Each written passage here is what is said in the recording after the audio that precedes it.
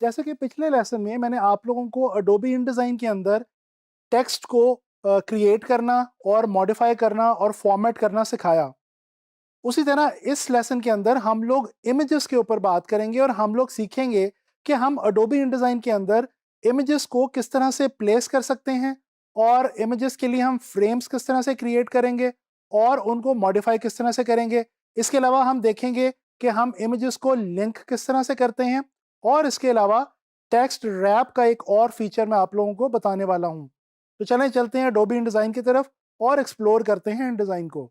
अच्छा जी, तो सबसे पहले स्टार्ट करते हैं यहाँ से कि हम लोग टूल बार के अंदर जाके ये हमारे पास जो एक टूल है इसको एक्सप्लोर करने की कोशिश करते हैं। रेक्टेंगल फ्रेम टूल और एलिप्स फ्रेम टूल और इसके अलावा पॉलीगॉन फ्रेम टूल। अच्छा, ये बेसिकली वो फ्रेम टूल है जिसकी मदद से हम इमेजेस को इन डिज़ाइन के अंदर प्लेस करते हैं। अब ये मैंने एक इमेज के लिए एक फ्रेम ले लिया है, इसके ऊपर आपको एक क्रॉस बना हुआ नजर आ रहा है। अच्छा, बेसिकली सेम वही प्रोसीजर है जिसकी मदद से हमने इन डिज़ाइन में टेक्स्ट को प्लेस किया था। सेम उसी प्रोसीजर से हम लोग इमेज को भी इन डिज़ाइन के अंदर प्लेस कर सकते हैं। फाइल में जाके अगर आप प्लेस के बटन को क्लिक करें तो इस तरह से भी, और कंट्रोल डी को प्रेस करके भी यहाँ पे मेरे पास एक ही इमेज पड़ा हुआ है। इस इमेज को मैं ओपन करता हूँ और ये देखें, ये इमेज जो है ये मेरे पास यहाँ पे इस बॉक्स में आ गया। अच्छा, यहाँ पे अब मुझे एक मसला आ रहा है कि मेरा जो फ्रेम है वो छोटा है और जबकि मेरा जो इमेज है वो बड़ा है।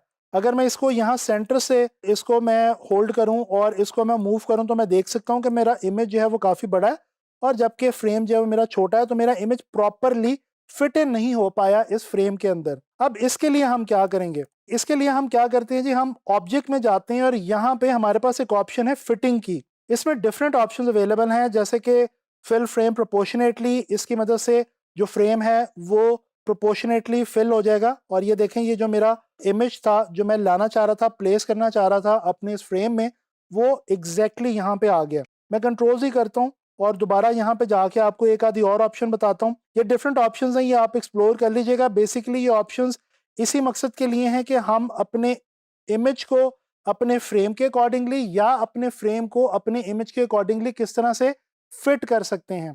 यहाँ पे ये देखें, फिट कंटेंट टू फ्रेम है और इसी तरह हमारे पास यहाँ पे फिटिंग के अंदर ऑप्शन मौजूद है फिट फ्रेम टू कंटेंट। अब ये फ्रेम टू कंटेंट किया तो ये देखें, क्योंकि कंटेंट बहुत बड़ा है, इमेज बहुत बड़ा है, तो वो फ्रेम उसके साइज के अकॉर्डिंगली चला गया, लेकिन इमेज हमारे पेज से बाहर चला गया। तो ये अभी इस वक्त फिलहाल हम नहीं करेंगे। इस वक्त मैं प्रेफर करूंगा कि मैं इस वक्त सिर्फ और सिर्फ इसको फिल फ्रेम प्रोपोर्शनेटली कर लूँ।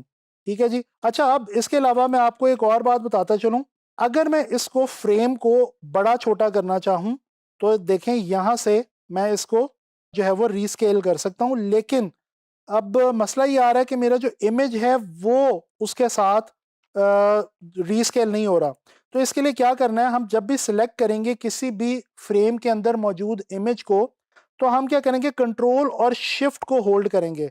अगर हम कंट्रोल और शिफ्ट को होल्ड रखते हैं तो ये देखें, हमारा वो जो फ्रेम है और जो इमेज है दोनों आपस में बिल्कुल एक दूसरे के साथ कनेक्ट रहते हुए, बिल्कुल एक दूसरे के साथ ताल्लुक में रहते हुए ये जो हैं दोनों रीस्केल हो सकते हैं और बड़े छोटे हो सकते हैं। अच्छा, इसी तरह से हमारे पास यहाँ पे जिस तरह ये रेक्टेंगुलर फ्रेम है, इसी तरह से ये एलिप्टिकल फ्रेम है और पॉलीगोनल फ्रेम है। कंट्रोल डी आप लोगों को मैं बता चुका हूँ कि ये प्लेस की हमारे पास इन डिज़ाइन में शॉर्ट की है और मैं यहाँ से आके ये इस एलिप्टिकल जो हमारा ये एक फ्रेम आया इसमें प्लेस करता हूँ। अगेन ऑब्जेक्ट में जाके मैं इसको प्रोपोर्शनेटली इसमें फिट कर लेता हूँ।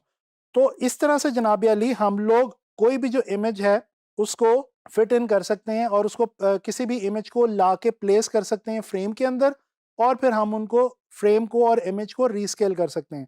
अच्छा, अब ये एक डिज़ाइन मैंने आप लोगों के लिए यहाँ पे बना के रखा हुआ है और ये कुछ ग्लोबल बिजनेस ट्रेंड्स के हवाले से, और मैंने इसमें कुछ एक इलस्ट्रेशन हल्की सी ली हुई है। इसके अलावा एक इमेज है, एक क्लिप आर्ट सॉर्ट ऑफ है, और इसके अलावा कुछ टेक्स्ट मैंने जो है वो ले रखा है। अच्छा, मैं अब यहाँ पे आपको जो चीज़ समझाना चाह रहा हूँ वो है लिंकिंग, कि हम इमेजेस को लिंक अप किस तरह से करते हैं। ये देखें, यहाँ पे हमारे पास लिंक्स का एक मेन्यू मौजूद है। इसमें अगर हम जाएं तो देखें, मैं किसी भी अगर इस लिंक के ऊपर सिलेक्ट करता हूँ, यानी कि क्लिक करता हूँ, तो ये देखें नीचे पूरी डिटेल आ रही है उस लिंक की।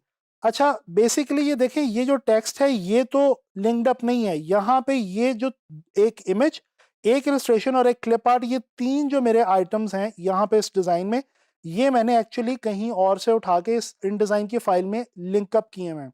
देखिए, मैं आपको ये समझाता चलो, इन डिज़ाइन की जो फाइल होती है ना, वो इस तरह से होती है कि ये कोई भी चीज़ अपने अंदर खुद से एम्बेड नहीं करता।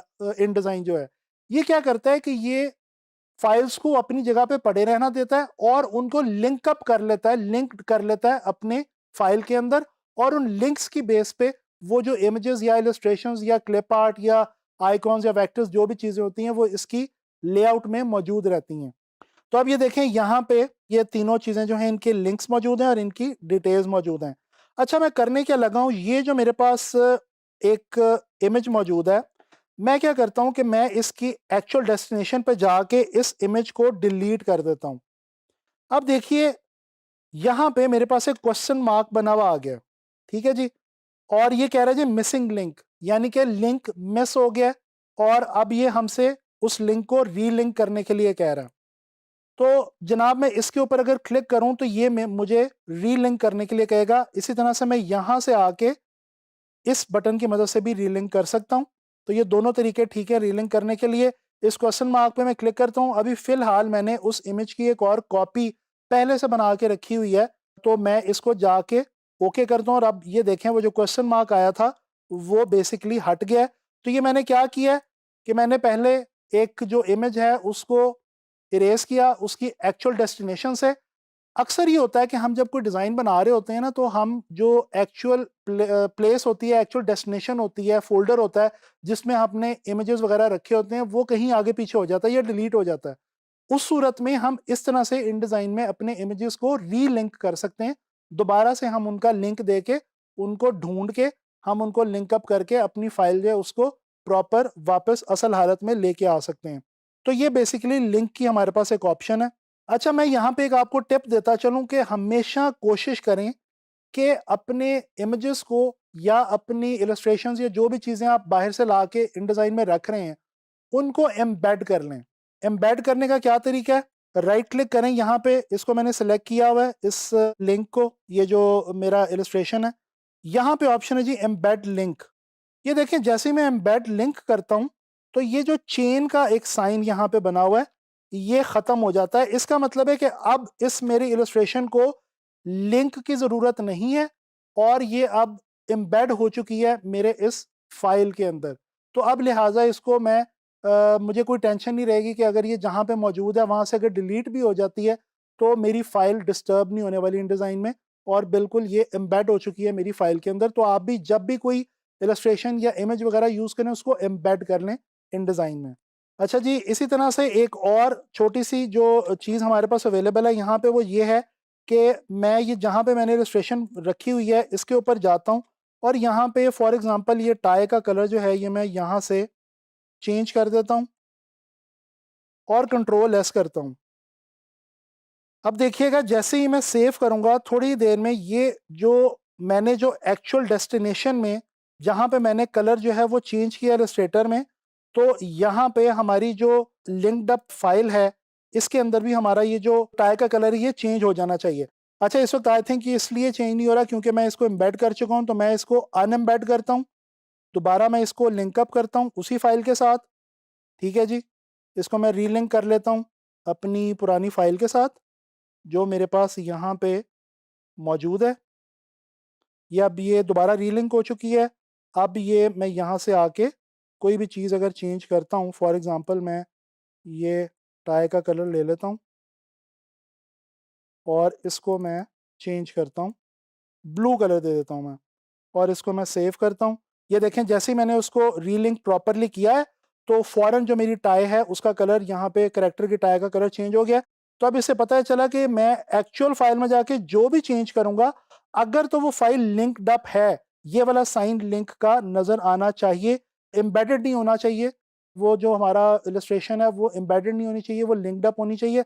अगर वो लिंक्ड अप है अपनी ओरिजिनल डेस्टिनेशन फ़ाइल से, तो जो चेंज हम वहाँ पे करेंगे, वो चेंज ऑटोमेटिकली यहाँ पे खुद ब खुद ही ये रजिस्टर हो जाएगी, इनडिज़ाइन उसको पिक कर लेगा। अच्छा, ये सारा कुछ मैंने आपको बताया प्लेसिंग इमेजेस के हवाले से और लिंकिंग के हवाले से। अब एक आखिरी छोटी सी टिप मैं आपको देना चाह रहा हूँ टेक्स्ट रैप के हवाले से। ये हमारे पास एक ऑप्शन अवेलेबल है टेक्स्ट रैप की, जो कि आपको विंडो के अंदर यहाँ पे अवेलेबल होती है और इसकी शॉर्ट की है Ctrl+Alt+W।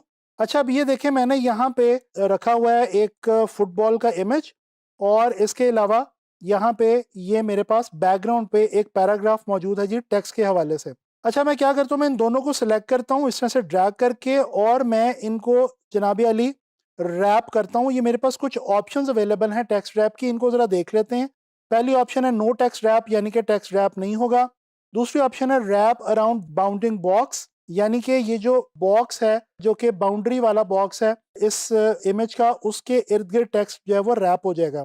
अच्छा, इसके बाद रैप अराउंड ऑब्जेक्ट शेप, यानी कि जो ऑब्जेक्ट की एक्चुअल शेप है, जिस समय ये जो फुटबॉल की शेप है इसके इर्द गिर्द जो टेक्स्ट है वो रैप हो जाएगा।